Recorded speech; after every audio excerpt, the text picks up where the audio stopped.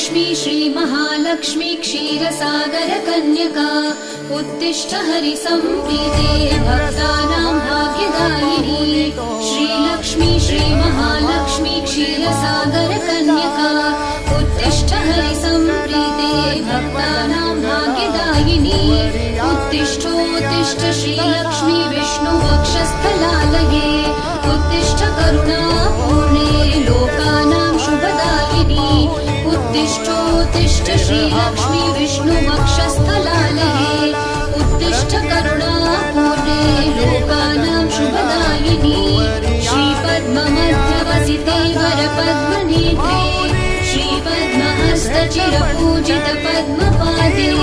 श्रीपद्मजातजननी शुभपद्मवक्त्रे श्रीलक्ष्मी भक्तवरदे तव सुप्रभातम्।